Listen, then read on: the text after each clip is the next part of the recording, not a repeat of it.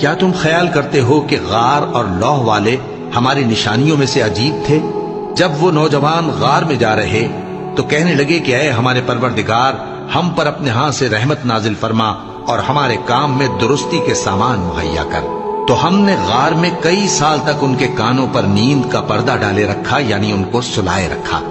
پھر ان کو جگہ اٹھایا تاکہ معلوم کریں کہ جتنی مدت وہ غار میں رہے دونوں جماعتوں میں سے اس کی مقدار کس کو خوب یاد ہے۔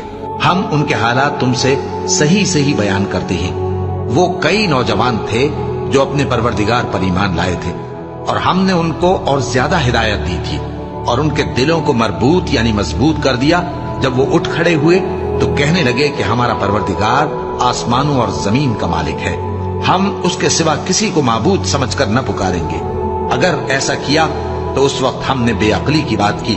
ان ہماری قوم کے لوگوں نے اس کے سوا اور معبود بنا رکھے ہیں، بھلا یہ ان کے معبود ہونے پر کوئی کھلی دلیل کیوں نہیں لاتے؟ تو اس سے زیادہ کون ظالم ہے جو اللہ پر جھوٹ باندھے؟ اور جب تم نے ان مشرکوں سے اور جن کی یہ اللہ کے سوا عبادت کرتے ہیں ان سے کنارہ کر لیا ہے تو غار میں چل رہو، تمہارا پروردگار تمہارے لیے اپنی رحمت وسیع کر دے گا اور تمہارے کاموں میں آسانی کے سامان مہیا کرے گا۔ اور جب سورج نکلے تو تم دیکھو کہ دھوپ ان کے غار سے داہنی طرف سمٹ جائے، اور جب غروب ہو تو ان سے بائیں طرف کترا جائے، اور وہ اس غار کے کشادہ حصے میں تھے۔ یہ اللہ کی نشانیوں میں سے ہیں، جس کو اللہ ہدایت دے وہ ہدایت یاب ہے، اور جس کو گمراہ رہنے دے تو تم اس کے لیے کوئی دوست راہ بتانے والا نہ پاؤ گے۔ اور تم ان کے متعلق خیال کرو کہ وہ جاگ رہے ہیں حالانکہ وہ سوتے ہیں، اور ہم ان کو دائیں اور بائیں کروٹ بدلاتے تھے، اور ان کا کتا چوکھٹ پر دونوں ہاتھ پھیلائے ہوئے تھا۔ اگر تم ان کو جھانک کر دیکھتے تو پیٹ پھیر کر بھاگ جاتے اور ان سے دہشت میں آ جاتے۔ اور اسی طرح ہم نے ان کو اٹھایا تاکہ آپس میں ایک دوسرے سے دریافت کریں۔ ایک کہنے والے نے کہا کہ تم یہاں کتنی مدت رہے؟ انہوں نے کہا کہ 1 دن یا اس سے بھی کم۔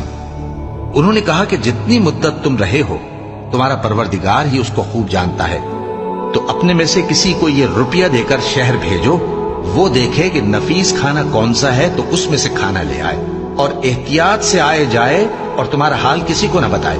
اگر وہ تم پر دسترس پا لیں گے تو تمہیں سنسار کر دیں گے یا پھر اپنے مذہب میں داخل کر لیں گے، اور اس وقت تم کبھی فلاح نہیں پاؤ گے۔ اور اسی طرح ہم نے لوگوں کو ان کے حال سے خبردار کر دیا تاکہ وہ جانیں کہ اللہ کا وعدہ سچا ہے، اور یہ کہ قیامت جس کا وعدہ کیا جاتا ہے اس میں کچھ شک نہیں۔ اس وقت لوگ ان کے بارے میں باہم جھگڑنے لگے اور کہنے لگے کہ ان کے غار پر عمارت بنا دو۔ ان کا پروردگار ان کے حال سے خوب واقف ہے۔ جو لوگ ان کے معاملے میں غلبہ رکھتے تھے وہ کہنے لگے کہ ہم ان کے غار پر مسجد بنائیں گے۔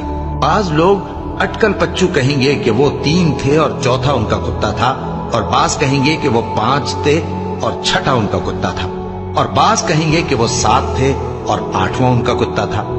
کہہ دو کہ میرا پروردگار ہی ان کے شمار سے خوب واقف ہے، ان کو جانتے بھی ہیں تو تھوڑے ہی لوگ جانتے ہیں۔ تو تم ان کے معاملے میں بحث نہ کرنا مگر سرسری سی بحث، اور نہ ان کے بارے میں ان میں سے کسی سے کچھ دریافت ہی کرنا، اور کسی کام کی نسبت نہ کہنا کہ میں اسے کل کر دوں گا، مگر انشاءاللہ کہہ کر یعنی اگر اللہ چاہے تو کر دوں گا۔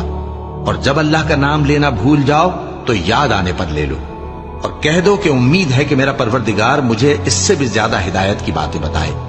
اور اصحاب کہف اپنے غار میں 9 پر 300 سال رہے۔